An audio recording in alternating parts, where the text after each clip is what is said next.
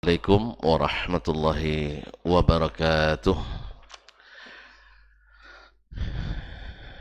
Alhamdulillahilladzi khalaqa fasawwa walladzi qaddara fahada. Ashhadu an la ilaha illallah wahdahu la syarika lah subhanahu wa ta'ala wa ashhadu anna Muhammadan abduhu wa rasuluhu nabiyul huda wa ashhadu anna Muhammad sallallahu alaihi wa ala sairil mala wa ahli baitihi sadati syurafa wa ashabihi al-kiramin nubala wa tabi'ina lahum bi ihsan ila yaumil iqabi wal jazaa. Amma ba'du, fa usi nafsi wa iyyakum ayyuhal muslimun wa ayyatul muslimat bi taqwallahi azza wa jalla haqqat taqwa wa muraqabatihi bis sirri wan najwa fa inna ajsadana 'alan nari la taqwa fatamassaku minal islami bil urwatil wuthqa wa tazawwadu fa inna khairaz zadi taqwa. Ya ayyuhalladzina amanu taqullaha haqqa tuqatih wa la tamutunna illa wa antum muslimun. Bapak dan Ibu kaum muslimin dan muslimat, saudara-saudara dan saudari, ikhwan dan akhwat yang hadir pada subuh ini di Masjid At-Taqwa Indo Sakinah wal Mawaddah Pekanbaru. Alim ulama, cerdik pandai, tokoh adat, tokoh masyarakat, hadirin wal hadirat, ataupun yang mendengarkan melalui media atau menyaksikan melalui media atau mendengarkan melalui 91,1 FM dimanapun berada. Bersyukur kita kepada Allah SWT, subuh ini masih menjadi milik kita. Kita hadir dengan penuh sukacita, dengan niat yang insya Allah ikhlas, berharap ridha Allah Tabaraka wa Ta'ala. Berat, memang berat. Salat itu sendiri berat, apalagi subuhnya. Tapi kebaikan yang Allah berikan tidak tanggung-tanggung dan tidak sembarangan. Salat sunatnya saja lebih baik daripada dunia dan seisinya. Walaupun tadi gara-gara sunatnya terlambat pula 1 rakaat akibatnya. Jadi ketimbang tadi sini salat sunatnya itu di rumah, pilih di rumah, akhirnya terlambat pula. Pas saya sampai Allahu Akbar, ruku. Saya berharap tadi dengar mobil nanti imam pertimbangkan sedikit tambah 1 ayat. Tapi ini perlu saya sampaikan. Kadang-kadang imam terlupa, atau kadang-kadang mempertimbangkan yang sedang sholat. Saya masih ingat Nabi SAW, kalau dia jadi imam dengar trompa di luar masjid, dia panjangkan sedikit sampai orang ini bisa bergabung, karena bisa ruku bersama imam itu mendapatkan 1 rakaat. Tapi mungkin tadi imam tidak dengar mobil saya, atau tidak bisa membedakan mobil ustadz dengan mobil yang lain. Atau mungkin sudah terlalu panjang di rakaat pertama, daripada dimarahin orang ramai, lebih baik dimarahin 1 orang. Atau dia tahu ustadz kalau marah tidak lama-lama. Terima kasih. Ala kulli hal, ya perlu saya klarifikasi, karena nggak enak juga ustadz terlambat, kan nggak enak juga. Padahal tadi 10 menit menjelang azan atau 15 menit saya sudah jalan kaki tadi, karena Bang Romi suruh saya olahraga, Bang. Jadi jalan kaki sekitar rumah tadi dulu sambil manaskan mobil. Jadi pas azan saya wudhu, pilih tadi di sana, takut tidak dapat nanti. Akhirnya sholat sunat di rumah dulu. Subhanallah, dengan harapan tadi agak panjang sedikit, tapi itulah nasib. Apa boleh suratan takdir mah begitu ya. Allah musta'an. Saya yang salah itu. Saya yang salah. Semoga Allah memaafkan. Kaum muslimin dan muslimat dirahmati Allah. Menyambung kaji kita bersama Imam Al-Bukhari rahimahullah melalui kitab Al-Adabul Mufrad. Mudah-mudahan selawat dan salam semakin banyak kita ucapkan karena ini berkaitan dengan hadis Nabi sallallahu alaihi wasallam. Pada pertemuan sebelum ini ya, bab ke-181, babul ladzi yasbiru ala azan nas, bab orang yang sabar atas gangguan orang lain, yaitu keutamaan orangnya yang sabar bergaul dengan orang. Dan tentu saja yang namanya bergaul itu mesti ada hal-hal yang tidak menyenangkan, walaupun sebagian besar pasti menyenangkan.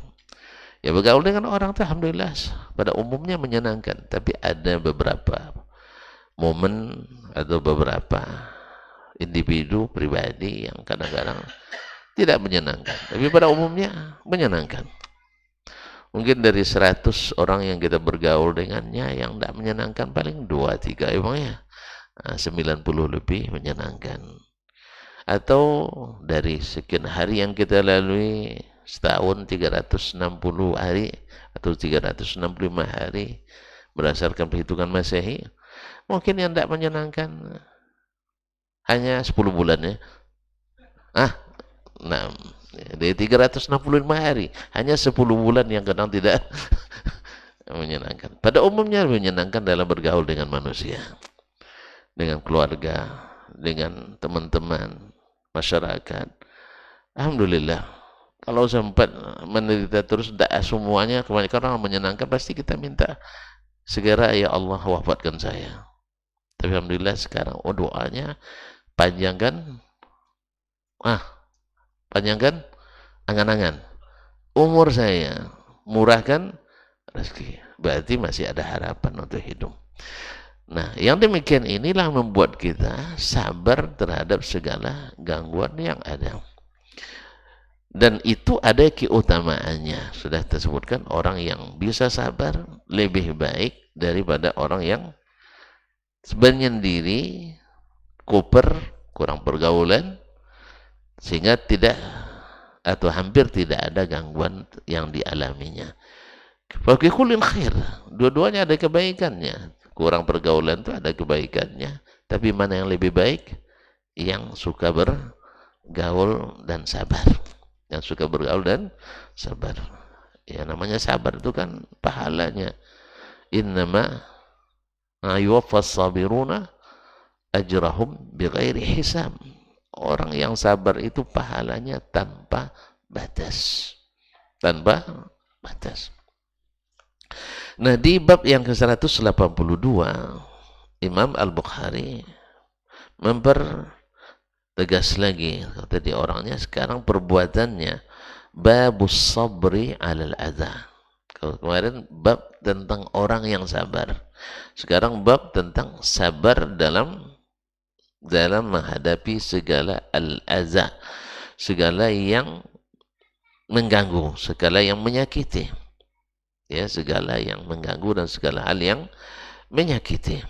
Nah, dalam bab ini beliau membawakan dua hadis. Qala rahimahullah ta'ala, haddatsana Musaddad, telah menceritakan kepada kami Musaddad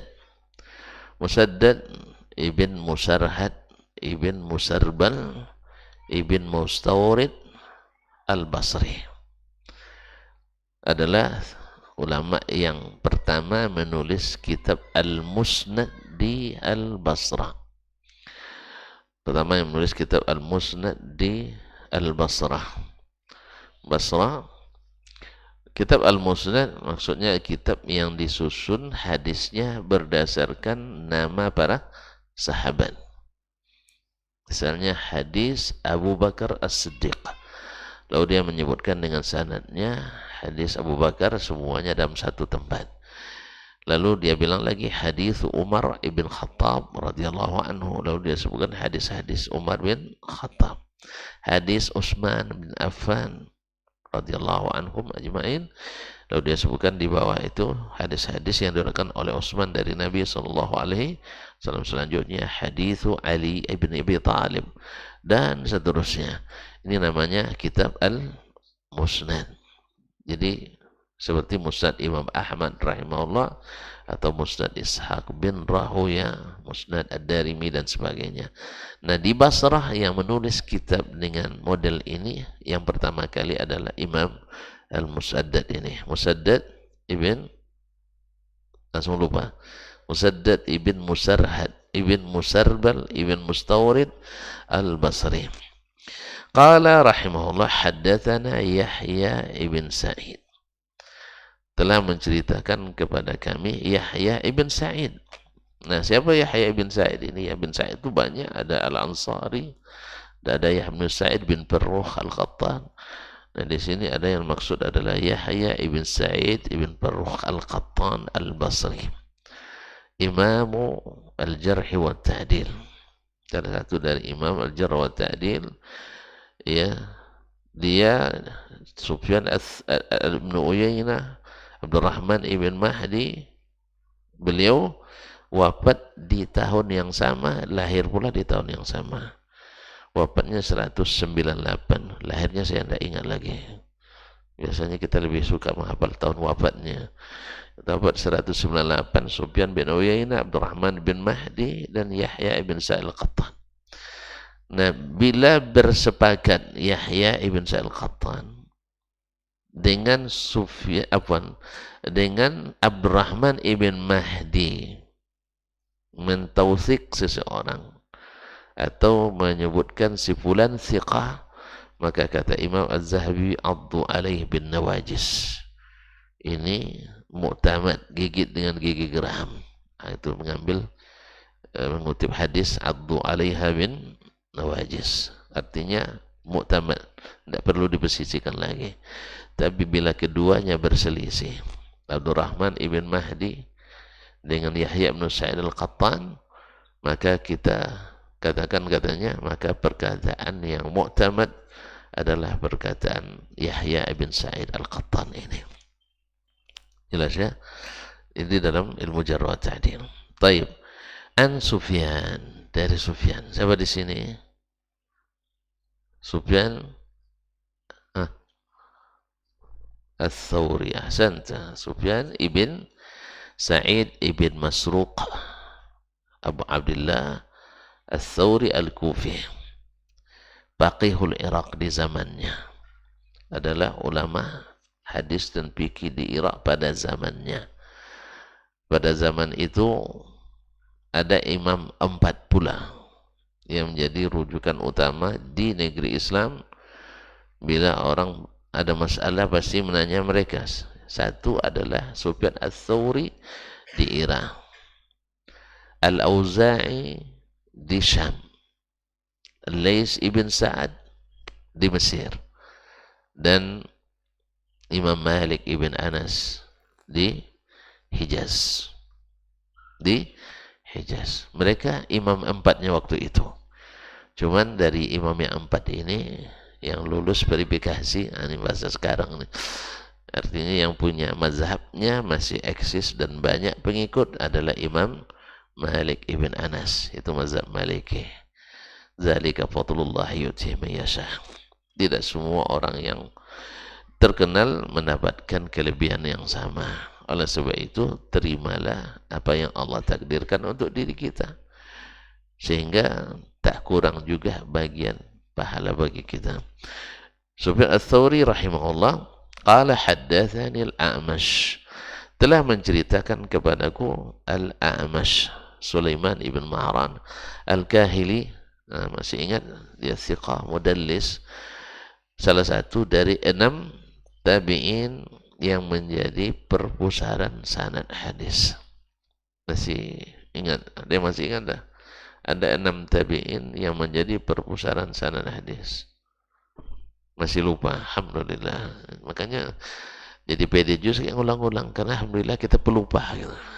Jadi Imam Az-Zuhri di Madinah, Imam Amru ibn Dinar al-Makki di Makkah. Imam Qatadah ibn Di'amah As-Saddusi di Basrah. Imam Yahya ibn Ma'ali, Hah? Di Kampar. Nah, Imam Yahya ibn Abi Katsir al-Yamami di Basrah. Kemudian Imam Sulaiman bin Mahran al-A'mash di Kufah yang rawi kita hari ini, dan Abu Ishaq As-Sabi'i juga di Kufah. Kaum muslimin dan muslimat dirahmati Allah. An Sa'id ibn Jubair, dari Sa'id ibn Jubair Al-Asadi Al-Walibi maulahum, Abu Abdullah atau Abu Muhammad Al-Kufi. Beliau adalah termasuk murid kisohor Imam Ibnu Abbas. Ya, Abdullah bin Abbas banyak-banyak murid, di antara yang paling utama adalah Sa'id ibn Jubair Al-Asadi ini. Beliau qutila sabran, mati dibunuh oleh penguasa zalim pada masa itu, Hajjaj ibn Yusuf Al-Thaqafi. Hajjaj bin Yusuf Al-Thaqafi, penguasa zalim, dia pantang melihat leher ulama dan mulai subur lehernya, dia senang untuk memangkasnya, apalagi kalau pokal pula. Dan termasuk beliau ini termasuk ulama yang pokal bahasa sekarangnya. Ya, bahasa sekarang namanya pokal, ya, suka menyentil dan mengeritik.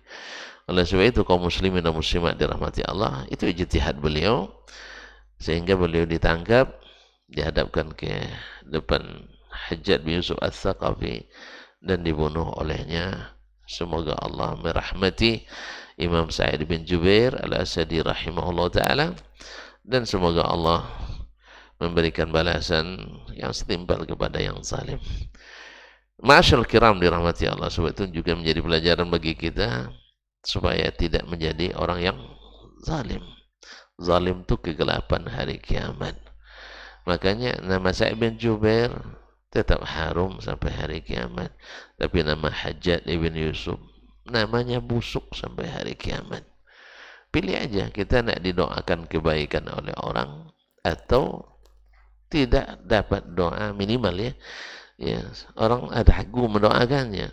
Ada beberapa orang tokoh-tokoh kita, ya, namanya nama orang Islam, tapi ketika dia wafat ragu kita mendoakannya, ragu kita mendoakan, terus terang. Apa sebab? Statementnya, pernyataannya kadang-kadang di luar Islam. Ya, kalau seandainya itu yang dia yakini, dia memang bukan Muslim lagi. Ya, pernyataannya, ya, kalau dia mengakui dan meyakini itu, berarti dia memang tidak Islam sebenarnya. Akhirnya kita ketika dia wafat, kita nggak tahu, jadi ragu mendoakannya. Jangan sampai seperti ini. Jangan sampai seperti ini, di mana lebih banyak mendukung orang-orang di luar Islam daripada mendukung umat Islam. Kan banyak zaman sekarang nih yang kaum munafikin yang dulu bersembunyi, sekarang udah nampak taringnya dijadikan untuk menakut-nakuti umat Islam yang dia sendiri sebenarnya bagian dari mereka, menjadi pembela-pembela orang di luar Islam, walau sebenarnya mereka juga tidak membutuhkan pembelaannya, karena kita dalam kondisi damai seperti ini, hidup berdampingan antara agama yang ada di negeri ini. Tapi subhanallah, ada sebagian orang Islam yang gatel, kata orang Arab, ya, gatel, ya, seolah-olah menjadi pahlawan bagi agama lain, momok bagi agama sendiri, seperti kata Profesor Haidar Nasir hafizahullah.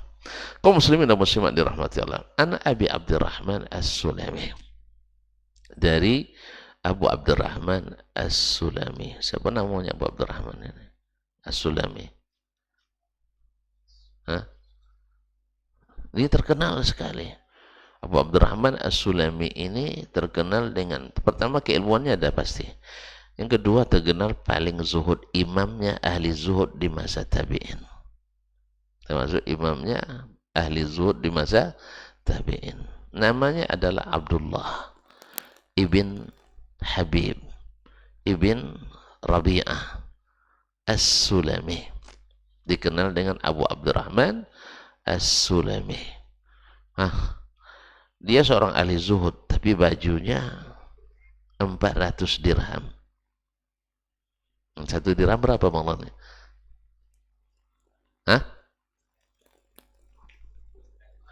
Enggak, dinar itu. Dirham. 1 dinar. 1 dirham. 27.000. 70.000. Murah sekali sih. Dulu. 1 dirham ya. 2,5 gram perak. 70.000 kali 400. Ini hitung-hitung duit banyak. 7 kali 4, 28 juta. Coba yang pakai baju 28 juta, angkat tangan. Saya nak coba pakai sekali aja, tes aja gitu. Ya, saya tes di ruang apa nih, kawan harus ini, di mana rasanya pakai baju. Kemarin pas ke Jakarta, masuk ke apa bang, galeri di hotel itu kan, di lobi ada galeri baju-baju mahal kan. Saya tengok baju kaos, nanya setelah korting harganya hanya 1.200.000. Ya, bukan tidak ada duit untuk beli, ada. Cuman saya tengok celana saya. Celana harganya 300.000 dengan ongkos jahitnya. Pakai baju kaos sudah tidak matching, saya bilang. Akhirnya tidak jadi. Cinan sih Cinan memang. Akhirnya saya lebih senang pakai baju kaos yang harga-harga 75.000. Kan itu kan matching jadinya. Jelas ya? Pada suatu masa saya dulu diajak abang saya masuk plaza sepatu 5 lantai, sepatu semuanya tuh dengan sandal. Payah pula nyari, sesuai warna tak sesuai ukuran, sesuai ukuran tak sesuai size-nya. Pas dapat size-nya enak dipakai, ringan, merek pun merek yang terkenal di mana-mana. Pas nengok bandrolnya hanya 600 ringgit waktu itu. Akhirnya saya bilang, bukan tidak mau, cuman kalau saya beli besok tidak mau mampir di masjid lagi sholat. Apa sebab? Khawatir sepatu hilang. Itu yang masalahnya. Kemudian waktu itu celana saya harganya 35.000. Ya, kalau 600 ringgit berapa? Iya, sekitar 8 juta lah ya. Enggak, 8 apa? 4.000, 3.500 kali 6, sekitar 2 juta ya.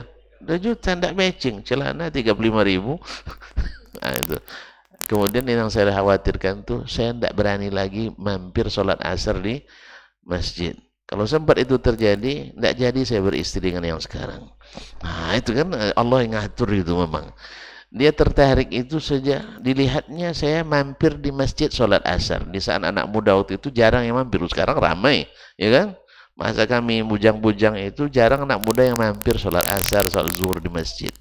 Apa soal mampir dia lewat, sampai dia berdoa di mobil, ya Allah semoga saya dapat anak-anak nanti seperti mereka, mau mampir sholat asar di masjid. Di sana pun saya berdoa. Apa doa saya? Ya Allah beri saya istri yang salihah, cantik, tidak masalah, asal kaya. Akhirnya bertemulah doa kami di aras sana. Ya, kami belum saling mengenal, tapi doanya cepat kenalan dulu. Akhirnya Allah mudahkan seperti yang terjadi. Alhamdulillah. Cerita lengkapnya lihat senja di Padang Arafah. Nah, mana tahu cerita lengkapnya ada di situ nanti. Allah musta'an. Kaum muslimin dan muslimat dirahmati Allah Subhanahu wa taala. Ini Abu Abdurrahman Sulami, Abdullah ibn Habib bin Rabi'ah.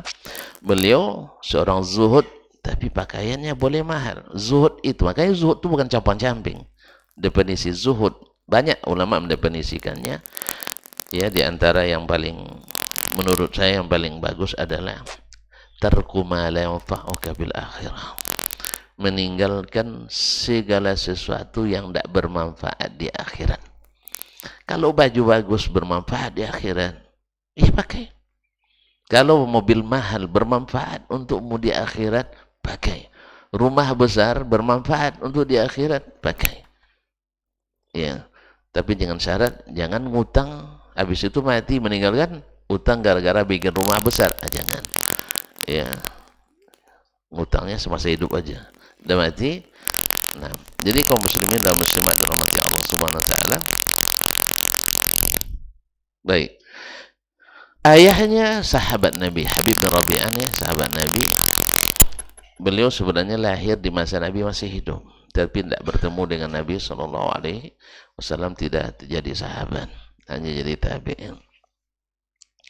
An Abi Musa, dari Abi Musa al-Ash'ari, Abdullah ibn Qais al-Ash'ari, masyhur, salah seorang ulama di masa sahabat Nabi alaihi salatu wasallam. Beliau pernah juga jadi amir di Irak, menjadi gubernur di Irak di masa, dan saat itu ulama besarnya di Irak ada Abdurrahman ibn Mas'ud radhiyallahu taala anhu. An Nabi sallallahu alaihi wasallam, dari Nabi sallallahu alaihi wasallam, qala, dia berkata, laisa ahadun au laisa syai'un asbara ala adzan yasma'uhu min Allah azza wa jalla, innahu la yadda'una lahu waladan wa innahu la yu'afihim wa yarzuquhum. Akhrajul Bukhari dan Muslim. Nabi bersabda, tidak ada seorang pun atau tidak ada sesuatu pun yang lebih sabar mendengar yang menyakitkan, ya, tidak ada yang lebih sabar ketika mendapatkan sesuatu yang menyakitkan atau gangguan yang menyakitkan lebih dari Allah Subhanahu wa taala. Berarti Allah sangat sabar. Di sini didapatkan bahwa di antara sifat Allah yang sabit adalah sifat as-sabru, sifat sabar. Bagaimana sabarnya? Allahu a'lam. Tapi yang jelas Nabi menyebutkan Allah adalah paling sabar. Apa contohnya? Innahum la yadda'una lahu waladan. Mereka mengklaim Allah punya anak. Ini kan yang paling menyakitkan, karena ini syirik, dan syirik itu la zulmun azim. Saking besarnya sampai Allah mengikrarkan tidak ada ampun bagi orang yang berbuat syirik.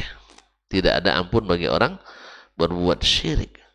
Wa qalu takhadar rahmanu walada laqad ji'tum syai'an idda takadu as-samawati yatafarna wa yatafattarna wa tanshaqqu al-ardu wa takhirru al-jibalu hadda.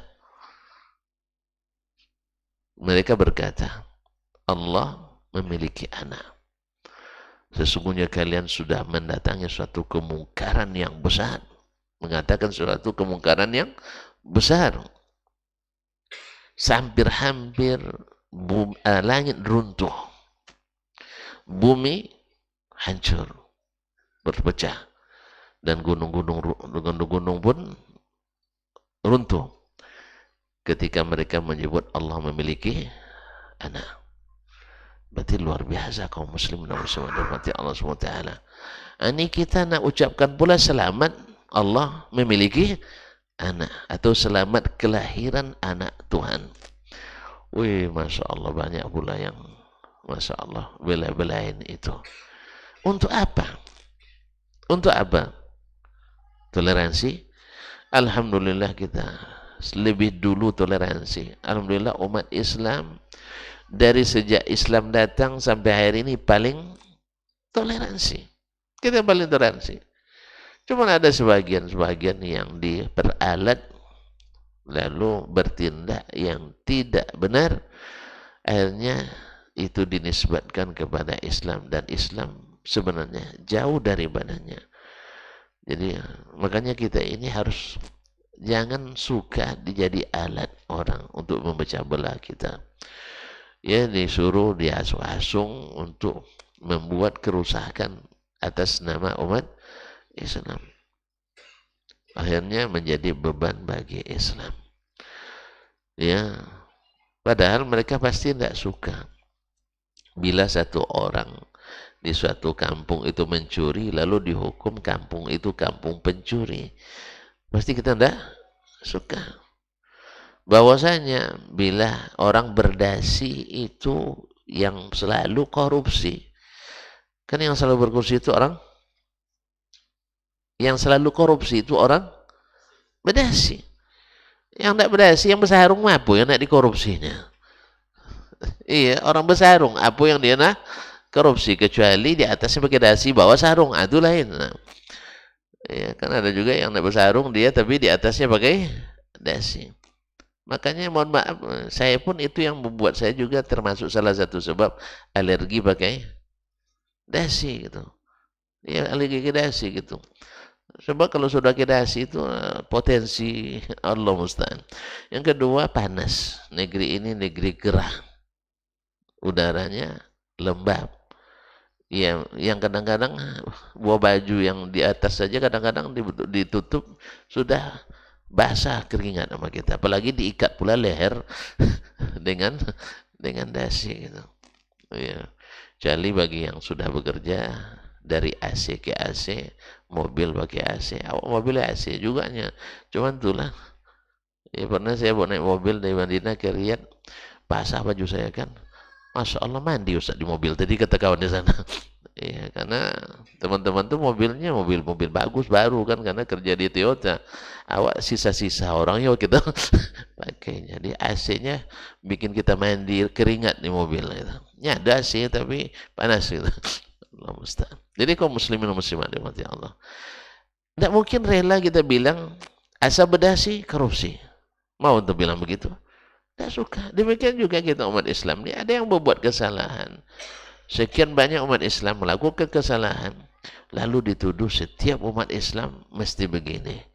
Atau sebagian orang ciri khas tertentu melakukan kesalahan, lalu kita katakan ini teroris. Tentu nak tahu bahwasanya di Amerika dari 80 sampai 88 saja itu terjadi serangan terorisme itu lebih dari 500 kali, 538 kali di Amerika. Yang melibatkan umat Islam hanya 13 kali dari 500. Lalu selebihnya orang apa? Orang non-muslim sih, bukan kafir. Yang muslim hanya 13 kali. Nah, kenapa? Harusnya kan kalau biar adil, berarti yang teroris di sana bukan umat Islam, umat lain, non-muslim. Nah, lalu ketika ada sebagian umat Islam yang diperalat melakukan hal-hal yang tidak sehat itu, akhirnya umat Islam jadi tertuduh. Makanya tulisan Profesor Haidar Nasir, ketika agama jadi tersangka, agama kita jadi tersangka, semua yang berbau Islam di mata umat Islam sendiri menjadi momok, na'udzubillah. Nah, kaum muslimin dan muslimat, oleh sebab itu kita belajar dari Allah SWT. Allah dikatakan punya anak, padahal Allah sangat tidak suka disebut punya anak. Nah, maka Allah mengatakan innallaha la yaghfiru ay yushraka bihi. Allah tidak mengampuni dia disekutukan dan mengampuni dosa selain itu. Kaum muslimin, tapi Allah tetap sabar. Allah tetap sabar. Buktinya apa? Kata Nabi SAW, innahum yad'una lahu waladan, mereka mengatakan Allah punya anak. Padahal ini perkataan paling mungkar sedunia. Ini juga bil munasabah kaum muslimin dan muslimat dirahmati Allah, kita juga dilarang untuk meyakini orang yang di luar agama kita sesat. Padahal mereka sering menyebut kita domba-domba yang tersesat. Kok kenapa mereka tidak dilarang? Kita dilarang mengatakan mereka orang sesat. Mereka juga sendiri mengakui mereka orang kafir. Tapi kita tidak boleh mengatakan orang kafir. Kaum muslimin dan muslimat dirahmati Allah Subhanahu wa taala, mereka yang memang melakukan itu, apa katanya? Innahum yad'una lahu waladan. Allah berarti sejak zaman Nabi ini sudah ada. Maka Nabi melarang kita untuk mengikuti dan tolong menolong dalam masalah ini. Ma'asyiral kiram dirahmati Allah.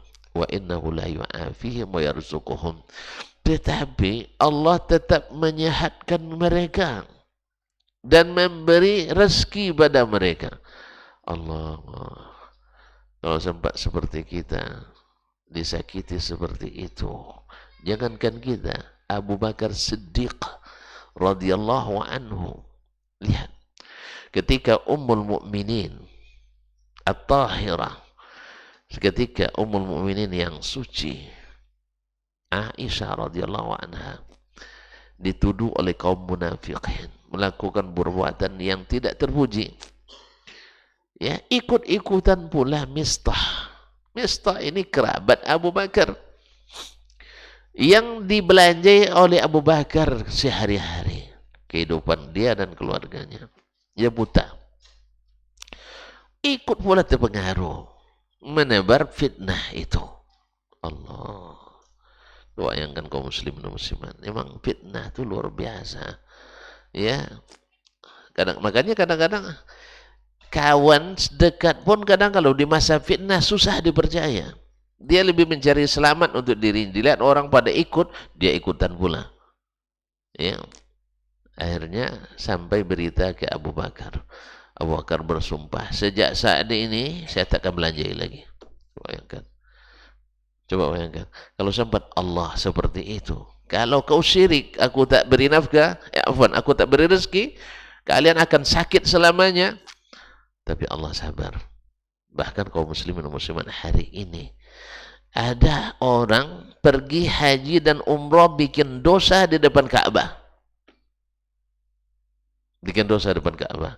Kalau Allah tidak sabar, pasti Allah azab.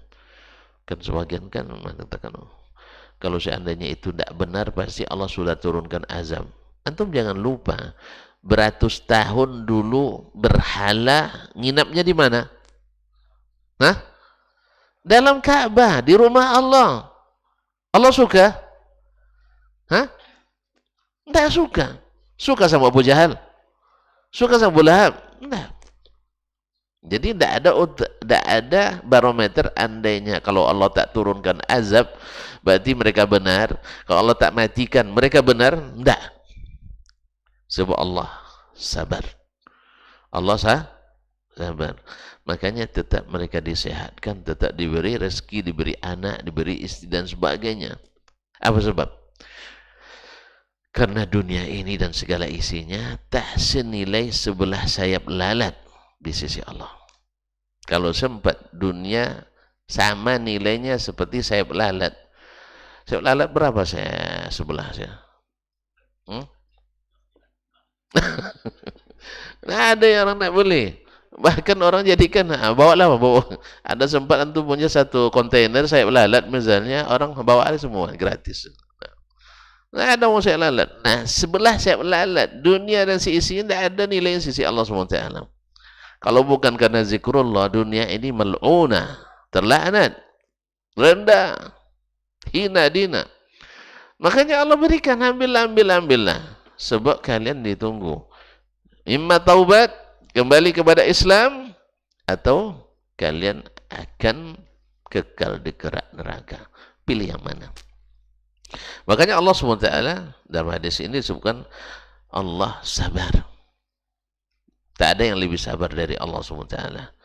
Dilakukan orang di depan rumahnya, dalam rumahnya, kemungkaran luar biasa, tapi Allah tetap beri rezeki, Allah tetap berikan kesehatan.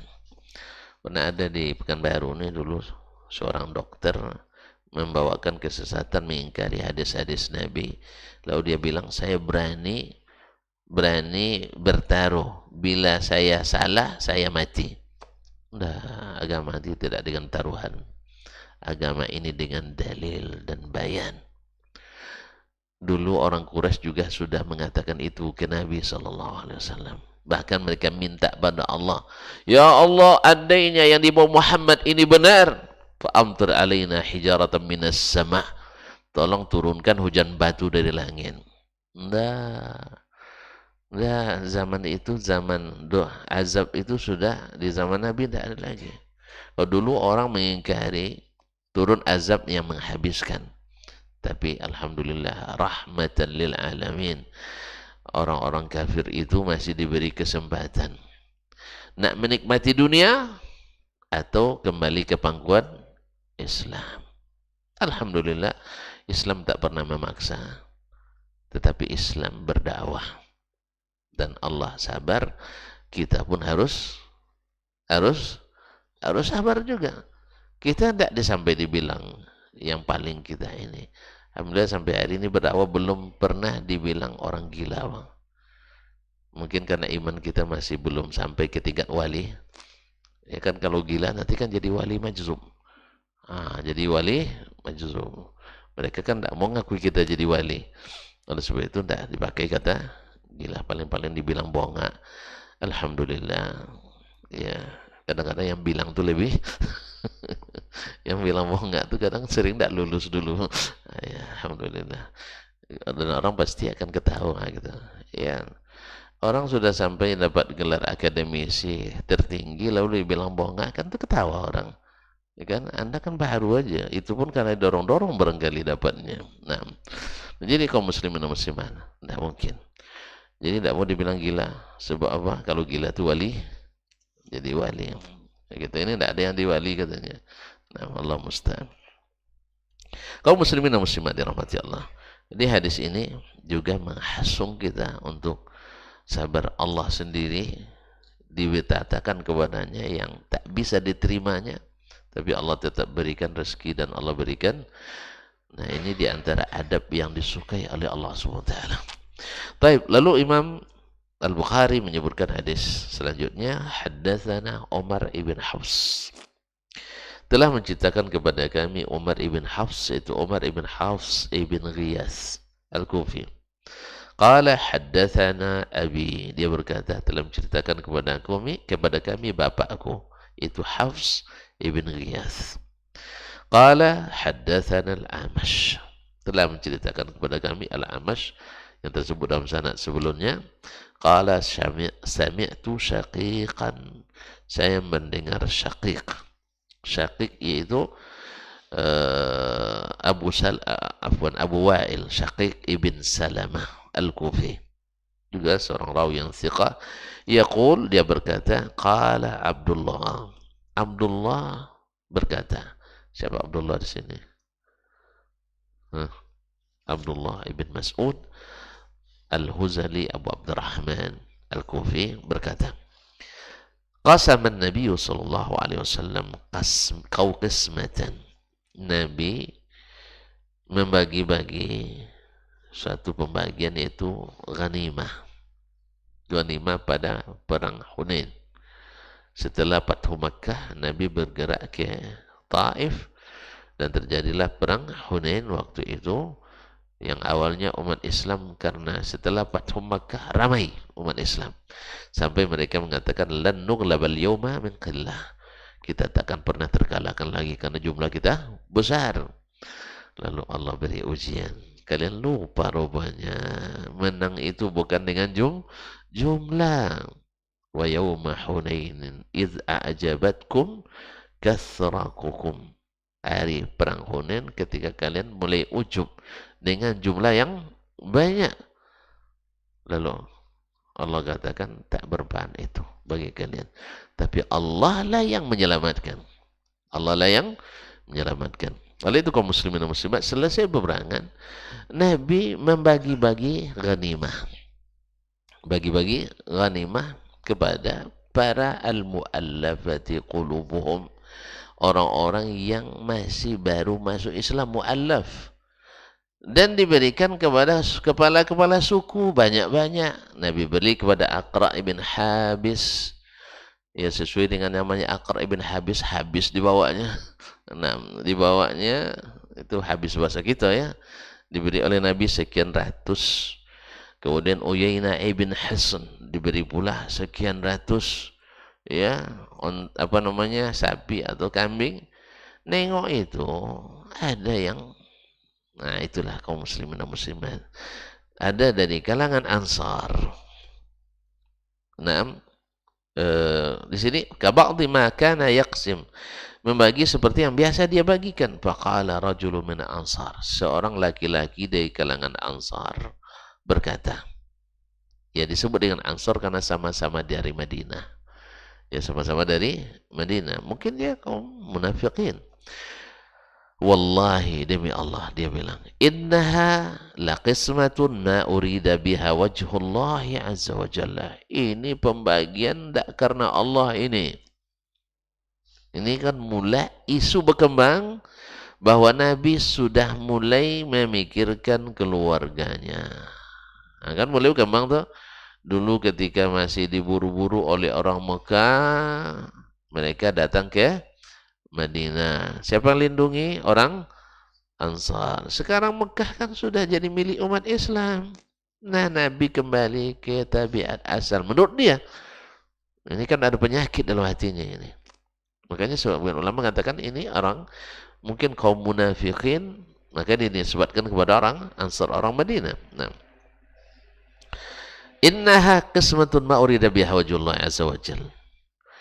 Kata Abdullah bin Mas'ud, qultu ana, saya katakan, kata Abdullah bin Mas'ud, la aqulanna lin nabi sallallahu alaihi wasallam, ini akan saya sampaikan ke Nabi sallallahu. Ini kan berita ini kalau dilepas begitu saja, fitnah bisa dilepas, oh berbahaya. Ya kan tadi Aisyah radhiyallahu anha karena fitnah, ya sampai sebulan Nabi harus menanggung derita. Allah uji Nabi kita alaihi salatu wassalam. Kalau Nabi tahu yang gaib, kan selesai masalah. Nabi nggak tahu yang gaib. Kalau dia tahu yang gaib, kalian jangan coba-coba nuduh saya tahu gaib. Tapi Nabi tidak harus nunggu dulu berita dari Allah Subhanahu wa Ta'ala. Hikmah Allah menginginkan supaya ketika semua orang sudah mendengarkan berita ini, ya kan mendengar semua sebulan berkembang berita, sehingga ada yang terlibat memfitnah, ada yang Masya Allah warak tidak mau ikut dalam menebar fitnah. Dan itu kebanyakan sahabat.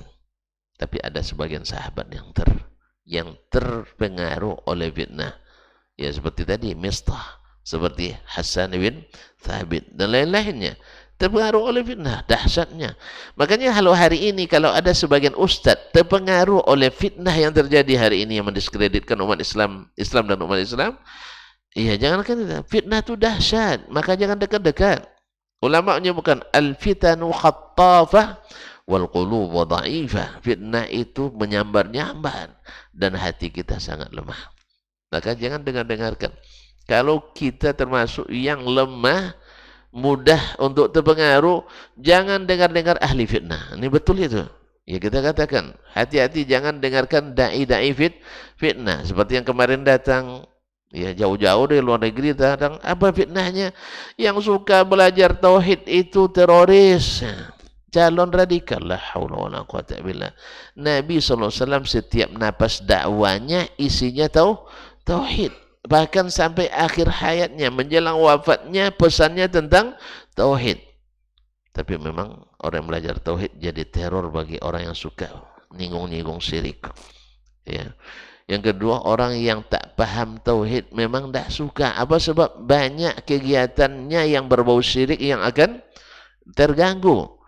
Ya, orang bertauhid ya tidak akan gulu. Mereka suka gulu. Asal ada kuburan keramat mesti dijenguknya. Kalau orang yang ngaji tauhid, enggak.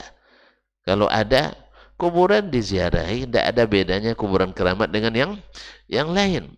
Karena ziarah kubur menurut Nabi untuk mengingatkan kita pada mati atau mendoakan orang yang dikuburkan, bukan untuk ngalap berkah, bukan untuk dapatnya mustajab doa. Mustajab doa itu di sini, di rumah Allah. Makanya tidak dianjurkan untuk musafir dalam rangka ibadah kecuali ketiga masjid, Masjidil Haram, Masjid Nabawi dan Masjid Al-Aqsa. Nah, mereka suka membuat wisata-wisata religi, kuburan keramat ini, keramat itu. Ketika belajar tauhid itu akan sepi peminat. Akhirnya mereka memusuhi orang yang belajar tauhid, sehingga dibuat fitnah. Apa yang paling laku hari ini? Fitnah radikalisme, fitnah terorisme. Karena kekuatan kita memerangi, semuanya memerangi radikalisme, semua memerangi terorisme. Kita tidak akan pernah merekomendasikan tindakan radikal Dan tadi kan teror. Jangankan teror menghabiskan nyawa, bawa senjata ke masjid, itu dilarang dalam Islam. Menggertak dan menakut-nakuti orang dilarang dalam Islam. Tapi dalam kondisi perang tidak mungkin menakutkan. Sekarang kita dalam kondisi perang. Oleh itu kaum muslimin semuanya dimanfaatkanlah isu picisan itu oleh mereka, jauh-jauh datang dari sana, tiba-tiba merusak. Iya, tambah merusak.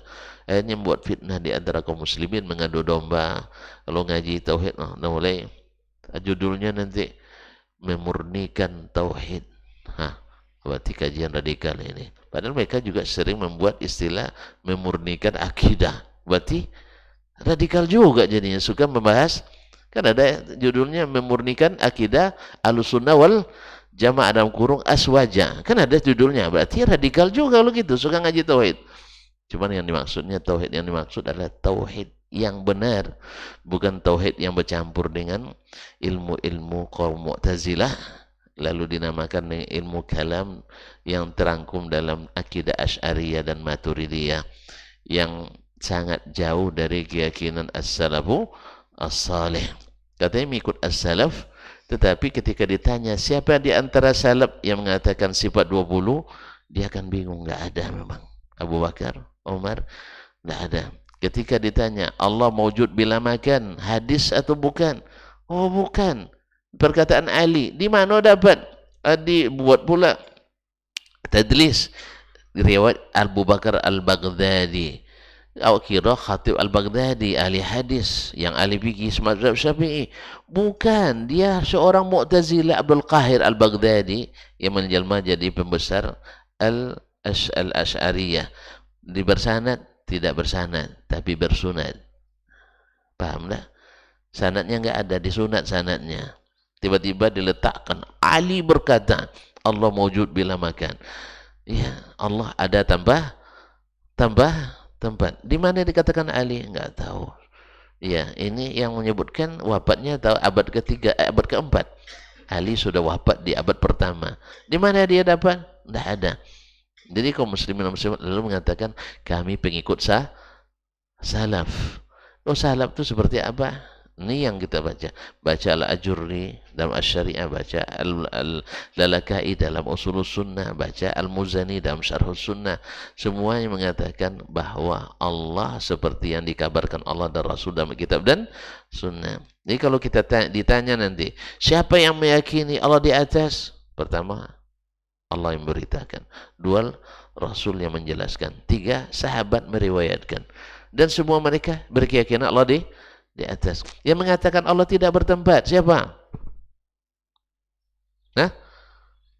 Ya, riwayatnya tadilah dinisbatkan ke Ali, tapi tidak ada dasarnya.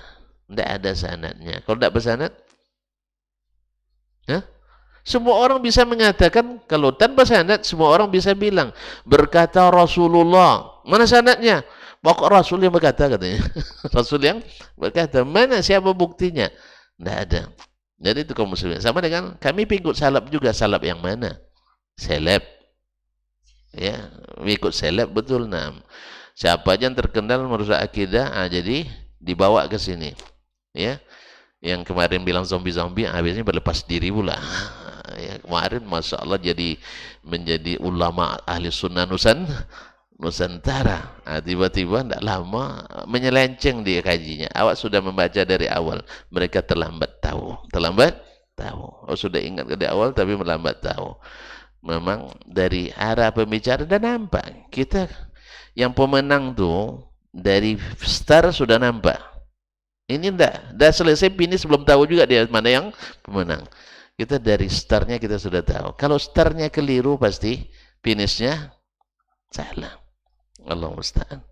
Jadi kaum muslimin dan muslimat dirahmati Allah SWT, maka dia katakan, saya akan sampaikan ini ke Rasulullah SAW. Fa'ataitu wa fi ashabihi. Saya datang ke Nabi, waktu itu dia bersama para sahabatnya, karena Ibnu Mas'ud itu masih kecil, dia masih junior. Fasarartuhu. Lalu saya berbisik ke Nabi SAW. Fasyaqqa dzalika alaihi. Ini sangat dahsyat bagi Nabi sallallahu alaihi wasallam. Nah, buat dia tidak tenang. Wa taghayyara wajhu, sampai-sampai berubah wajahnya. Wa ghadiba hatta wadittu anni lam akun akhbartuhu. Marahnya Nabi sampai-sampai saya menyesal menyampaikan itu ke Nabi sallallahu alaihi wasallam. Bikin Nabi marah. Baik. Lalu thumma qala, kemudian Nabi berkata, qad uziya Musa bi akthar min zalika fa sabar. Tapi Musa dulu disakiti lebih dari ini, tapi dia tetap sabar. Artinya Nabi juga mengatakan saya pun harus sabar. Dan riwayat lain ketika Nabi dikatakan seperti itu, Nabi katakan, kalau tidak adil Allah dan Rasul, siapa yang akan adil lagi? Saya ini Rasulullah, yang saya lakukan itu dengan wahyu. Cuman kan indikatornya seperti orang sekarang gampang menuduh orang dengan keadaan dia. Ketika kita hari ini mencapai kekuasaan dengan cara apapun, maka ketika terjadi konflik antara sahabat ketika dalam suatu masalah pemerintahan, dia anggap motifnya sama. Kita berebut kekuasaan karena duniawi. Mereka waktu itu bukan merebut kekuasaan karena duniawi, tapi kada ijtihad yang berbeda. Ali mengatakan stabilitas dulu diamankan, baru nanti dihukum para pembunuh Utsman. Para Muawiyah dengan dorongan orang-orang Syam ingin selesaikan dulu para pembunuh Utsman, baru bicara masalah stabilitas. Sehingga Muawiyah mensyaratkan baiat ke Ali, selesaikan pembunuh Utsman. Kaum Khawarij yang membunuh Utsman harus dihukum dulu, baru mengurus stabilitas negara. Ali tidak. Hukum baru bisa dijalankan setelah diamankan seluruh ini. Berbaiat dulu. Tidak ketemu. Akhirnya terjadilah apa yang terjadi. Dikira oleh orang yang tidak beriman, yang belajar Islam kepada orang yang tidak beriman, akhirnya dianggaplah itu sebagai perebutan kekuasaan. Seperti yang terjadi di zaman kita. Kaum muslimin dan muslimat dirahmati Allah. Kita di zaman itu, tuan-tuan tahu nggak? Sahabat itu ketika terjadi fitnah antara Muawiyah dan Ali, itu sahabat kata Ibnu Hajar masih ada sekira 35.000 orang masih hidup. Yang terlibat dalam kasus itu hanya 35 sampai 40 orang. Berapa persen? 35 dari 35.000. 1%, Bang? Enggak, Bang. 0,01%. Bukan 0,1. 0,01%. 1 dari 1.000. 1 dari 1.000. Banyak. Hah? Banyak tuh. Lalu antum nak menghukum mereka seperti kita. Kita kebanyakan terlibat. Mereka kebanyakan tidak terlibat. Yang terlibat pun karena mereka bagian dari pejabat. Pejabat di Muawiyah, pejabat di Ali bin Abi Thalib. Ya mau tidak mau mereka. Jadi sahabat semuanya menghindari fitnah. Kecuali yang memang tidak bisa keluar dari lingkaran fitnah. Paham tidak? Paham? Bila terjadi perselisihan misalnya antara Pak Gubernur dengan Pak Wakil misalnya. Baik, yang bawahan wakil dengan bawahan gubernur bisa memisahkan diri dari mereka masing-masing. Tapi kalau kita bisa. Saya tidak ikut lah. Tidak pro ke Pak Gubernur, tidak pro ke Pak Wakil. Apa sebab saya tidak ada kaitannya? Tidak ada SK saya yang mau dicabut. Kemudian loyalitas menghendaki. Antum kalau sudah bersama dengan pimpinan antum harus loyal. Harus loyal. Karena mereka resmi negara. Jelas? Kalau antum membelot, pengkhianat namanya. Makanya ini yang mereka, pejabat-pejabat yang, orang-orang yang menjabat pada masa itu. 35 dari 35.000 orang. Maka menghukum orang harus sesuai dengan kondisi mereka, bukan kondisi kita. Kalau kita semuanya harus kekuasaan. Dulu mereka kalau nak jadi pejabat tinggi, wajib tak berdusta. Iya, kalau hari ini? Hmm? Nah gimana? Hari ini? Pandai-pandai lah, yang pandai. Jadi kalau dulu yang jadi itu memang orang pandai. Kalau sekarang yang jadi orang pandai-pandai. Kadang-kadang dulu yang jadi orang pintar, sekarang yang jadi orang pinter. Itu orang pinter. Dukun. Nah, makanya kalau tidak jadi pemimpin sekarang harus bawa orang pinter, bukan orang pintar. Tidak butuh orang pandai, tapi yang pandai-pandai. Itu bedanya. Maka tidak bisa di zaman mereka kita ukur dengan zaman kita. Zaman sekarang ini masya Allah, yang pintar kawan pun di telikungnya. Sampai ke organisasi keagamaan pun, auzubillah, sudah mulai berebut kekuasaan, bukan karena kapasitas dan kredibilitas, apalagi integritas, tapi kadang-kadang udah mulai dengan mengocek isi tas. Apa maksudnya? Ya, kasih ini, dukung saya. Kasih ini, dukung saya. Sehingga semua pakai tim ses. Tim sukses. Timnya sukses, yang diusung yang diusung tidak sukses. Allah musta'an. Timnya sukses karena mereka sudah ambil bagian semuanya. Kan ada kontraknya. Berapa? Ya, kita kerja nih dengan Bapak supaya gol nanti berapa perlu? 10 miliar? 20 miliar? Oh, saya punya hanya 2 miliar. Oh, 2 miliar tidak akan jadi tuh. 20 miliar aja yang terduduk. Ya kan? Apalagi hanya 2 miliar. Jadi kayak yang hanya punya 2 miliar tidak usah apa nanti terduduk. Tidak akan duduk tuh. Hanya terduduk. Jadi zaman ini harus tim suksesnya semakin ramai, semakin banyak pengeluarannya. Kemudian mereka ke bawah, ikan nauzubillah. Kebanyakan harus menghalalkan segala cara. Ya, ustadz yang dikenal pun bagus nanti bisa jadi buruk. Nah, gimana caranya? Itu terserah. Yang penting jagoan saya harus jadi jagoan kita, sehingga memburukkan kawan sendiri kadang. Allah musta'an. Nah, setelah itu baru namanya konsolidasi. Setelah jadi, yang ini nggak jadi, bagi-bagi apa? Bukan bagi kursi. Abang jadi wakil lah ya katanya, untuk ngobat hati dah luka sejak kemarin, di waktu kampanye, di waktu suksesi, ya, si Fulan tutup kesalahan, dibuka keburukan-burukannya, terobati dengan jabatan. Tidak juga. Kalau soalnya sudah main buka rahasia yang tak patut dibuka, ini khawatir kita sudah masuk ke link-link yang bersifat keagamaan. Jadi orang keagamaan pun tidak bisa juga dicontoh lagi, berebut kekuasaan.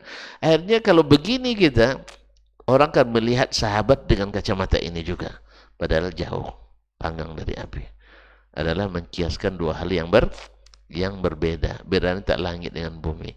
Dulu mereka lari di kekuasaan, kita sekarang berlari mengejar kekuasaan.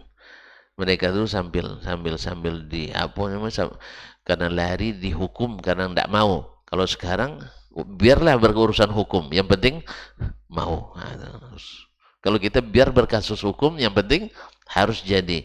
Dulu mereka tidak, karena tidak mau mereka dihukum. Nasallallahu alaihi wasallam. Maka mengkiaskan mereka dengan kita beda sekali. Kembali ke ini, jadi Nabi alaihi salatu wassalam ketika dikritisi oleh orang tadi, Nabi tentu marah. Sebab apa? Ini syariat. Yang dilakukan, yang dikritiknya syariat, bukan pribadi. Ya, bukan pribadi. Karena Nabi membagi itu karena Allah Subhanahu wa taala. Dan hasilnya jelas. Ketika Aqra' bin Habis bawa pemberian Nabi itu 100 ekor sapi, Sampai di kampungnya, dia bilang, Ayyuhan nas, ittabi'u Muhammadan, hai manusia, wahai masyarakat, ikut Muhammad, fa innahu yu'ti man la yakhaful faqr. Sebab dia memberi orang yang tak takut jatuh miskin. Ini contohnya 100 sapi saya dapat. Akhirnya 70 keluarga langsung masuk Islam sehari itu. Hah, rugi Nabi memberi? Rugi? 70 kakak langsung masuk Islam. Hampir 10 kabilahnya masuk Islam. Karena memang kita boleh memberikan hadiah, memberikan zakat kepada orang yang diharapkan masuk Islam. Dan Nabi lebih paham itu daripada kita. Cuman orang-orang yang tidak sabar kadang-kadang menjadikan sesuatu sebagai isu yang tidak sabar. Sama kita hari ini, sebagian kita, kalau Ustaz tidak mau mengikut apa yang dia inginkan, langsung tidak jelas manhaj Ustaz. Apa sebab tidak jelas? Tidak mau punya dayannya. Jadi memangnya manhaj ikut antum segala hal. Kalau tidak ikut, tidak jelas manhajnya. Kalau gitu tidak usah bermanhaj. Ini banyak orang seperti itu hari ini. Na'udzubillah, tsumma na'udzubillah. Jadi kaum muslimin dan muslimat dirahmati Allah, maka intinya sabarlah. Bersabar. Karena sesungguhnya itulah yang dianjurkan oleh baginda Nabi alaihissalam.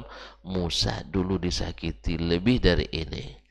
Maka kita dikatakan begini dan begitu, masih belum seperti yang dilakukan orang kepada para nabi dan para rasul. Dan Allah sendiri juga melakukan mencontohkan hal yang sama, itu sabar terhadap hal yang paling dia benci tapi dikatakan orang kepadanya. Makanya ketika Musa kan tidak tahan lagi disakiti, itu ngadu ke Allah, ya Allah, saya disakiti terus, kenapa tidak jadikan saja dengan kun ya kun, Allah, orang tidak mengganggu saya lagi, tidak menyakiti saya lagi. Apa kata Allah SWT? Ya, saya saja tidak dapat itu, hai Musa. Tidak semua orang mencintai saya. Padahal saya yang ciptakan, apalagi kamu. Akhirnya Musa terpaksa harus juga bersabar. Allah sendiri tidak diciptakannya makhluk semuanya mencintainya. Kan banyak makhluk. Mana yang sekarang lebih banyak kufur kepada Allah atau beriman? Lebih banyak kufur. Dari 8 miliar penduduk dunia, yang Islam cuma 1 miliar lebih, 1.400.000.000. Selebihnya ingkar pada Allah Subhanahu wa taala. Taib. Nah, gimana? Jadi Allah sendiri tidak menciptakan orang semuanya mencintainya. Apalagi kamu Musa. Hanya Musa sabar ketika disakiti. Dan ketika Nabi kita disakiti, beliau juga sabar. Musa dulu lebih dahsyat, maka mereka sabar. Nabi Musa sabar. Nah, ini juga menunjukkan keutamaan sabar terhadap segala yang menyakitkan. Yang kita alami pasti lebih ringan daripada yang dialami oleh Rasulullah Sallallahu Alaihi Wasallam. Maka bersabar, jangan salah langkah. Sebagian kita tidak sabar, ya tidak sabar, ya pokoknya dilawan katanya. Apa yang nak dilawan? Kita bukan sedang perang, kita sedang diuji. Jadi bukan bahasanya dakwah ini bukan bahasa melawan, tapi bahasanya adalah bahasa menjelaskan, menanggung segala gangguan. Apalagi Masya Allah di masa kita ini, di negeri Islam terbesar di dunia ini, banyak kasus-kasus masjid dinonaktifkan. Ini malu kita ke dunia. Ya, dulu kalau di dunia luar itu orang non muslim yang nutup masjid. Tapi di negeri kita orang muslim yang nutup masjid. Tidak malu kita tuh. Padahal kita negeri umat Islam terbesar. Tidak sadar kita sedang diadu domba, ya, oleh kaum-kaum baik yang menamakan dirinya Islam seperti Syiah, atau yang nyata-nyata sangat memusuhi kita seperti orang komunis dan sebagainya. makanya kita jadi alat. Makanya kaum muslimin dan muslimat ini harus disadari juga semua pihak, termasuk kita yang terlalu keras, lembut-lembutlah sedikit. Seperti kata Syekh bin Bas mengatakan, inna hadzal zaman zamanur rifq. Zaman ini zaman berlemah lembut. Apa sebab? Lianna aktsaran nasi ala jahlin min dinihim. Sebagian besar manusia jahil terhadap agamanya. Dan ingat, orang yang tidak tahu mesti tidak mau terima sesuatu yang belum dia ketahui. Kita juga seperti itu dulu. Ya kan, sebelum ngaji, nengok orang ke masjid, ngapulah so alim sekali. Masih muda sering ke masjid. Kan itu kita dulu. Nengok orang celana, ini celana tahun berapa dibelinya kok udah cingkrang sekali kan. Wah, kok jadi semua terus. Ada yang saya sodorkan rokok, misalnya, tidak mau dia merokok. Sosok alim pulang, ngaji loh sebut saya Dasman ya kan. Dasman memang tidak pernah lulus merokok kan ya kan. Banyak cemooh. Ya sih. Nah, banyak cemooh kita. Begitulah orang tuh mandang sekarang. Dulu ngaji tauhid sifat 20, saya ngaji itu. Tiba-tiba tauhid dibagi 3. Ini trinitas ini katanya kan. Ada memang. Tapi setelah kita baca, ternyata qala Allah, qala Rasulullah. Gimana kita nak menolak? Seperti Syekh yang saya ceritakan dari Mesir itu. Ternyata dia hanya dapat isu hoax dari pihak-pihak pembenci, pihak-pihak penghalang, pihak-pihak pengganggu. Lalu dia minta buku-buku Syekh Muhammad Abdul Wahab, lalu dia baca dengan niat mencari ilmu, bukan mencari celah, tapi mencari ilmu. Sebab saya dengarkan ada yang baca kitab, tapi yang dicarinya kesalahan, sehingga dia buat tafsiran sendiri. Ibarat Al-Quran bukan tafsir Jalalain, tapi tafsir jalan lain yang dia pakai. Akhirnya dia membuat kesimpulan sendiri. Kesimpulannya inilah yang bikin masalah itu. Tapi barangkali ya, itu yang dapat kita sampaikan pagi ini. Mudah-mudahan Allah SWT menjadikan kita orang-orang yang juga sabar dalam berdakwah. Karena kesabaran itu kan ada 3. Sabar dalam buat taat, sabar dalam meninggalkan maksiat, dan sabar terhadap musibah yang menimpa, baik pada diri, pada keluarga, pada dakwah, pada lembaga, pada masjid. Sekali lagi saya katakan, malu kita hanya terjadi sepertinya di Indonesia, umat Islam jadi tukang tutup masjid, dan sebaliknya tukang jaga. Nah, itu. Gereja dijaga, vihara dijaga, masjid dijegal, umat Islam diganggu. Subhanallah. Ini pertanda apa? Allahu a'lam, kalau bukan karena tidak mengenal agama dengan baik. Akhirnya yang mengenal agama dengan baik justru dimusuhi dan dituduh dengan tuduhan yang macam-macam. Padahal dululah mereka inilah yang dulu menghidupkan toleransi di negeri ini. Tetapi ketika dibuat kekacauan seperti ini, mulai benturan-benturan, sebagian sedang, sebagian skala besar. Sampai-sampai ya baru berapa masjid yang ditutup, pengajian yang dilarang dan sebagainya. Kenapa? Karena tidak sepaham. Ya, orang sudah main kekuatan. Semoga Allah SWT singkap keadaan ini dan angkat dari bumi pertiwi ini, sehingga kita kembali berdakwah, kembali mengaji dengan aman dan nyaman. Tak sepakat itu biasa, tak beda pendapat itu biasa, bahkan beda pendapatan pun tidak masalah, tapi jangan sampai memaksa. Ya, kita hujah jawab dengan hujah, debat kalau jawab dengan debat kalau bermanfaat. Tapi kalau hanya untuk memuaskan nafsu, untuk apa? Oleh itu kaum muslimin dan muslimat dirahmatillah, kita doa semoga Allah SWT mudah-mudahan Allah menanamkan kesabaran dalam diri kita, tapi tetap juga introspeksi tentang cara dan tabiat kita. Jangan kita menjadi beban bagi dakwah karena tidak memahami situasi dan kondisi di mana kita berdakwah. Kapan kita harus cepat larinya, kapan kita harus sedang, kapan harus berhenti dulu sementara, melepas ngantuk, ya, melepas lelah, atau menunggu razia selesai. Kan ada razia ya. Atau menjelang ketika ada kemacetan di jalan, jangan ambil jalan lain, jangan potong kompas, menambah kemacetan dakwah. Tapi sabar menunggu di belakang. Sebab apa? Ingat, keberhasilan dakwah jangan harus kita, tidak. Siapapun yang melakukan, asal dakwah jalan, kita harus gembira, tidak harus kita. Ini yang masalah juga kita. Kalau tidak, saya tidak boleh dakwah berjalan. Pokoknya harus tanda tangan saya. Ya akhi, antum bukan Rasulullah Sallallahu Alaihi Wasallam. Tidak bisa jadi rujukan semuanya. Kemudian kedua, antum juga gak pernah salah. Kenapa orang lain tidak boleh? Tidak boleh salah. Kita semuanya mu'arradun lil khata'. Siap untuk disalahkan. Tapi dengan dalil dan hujjah.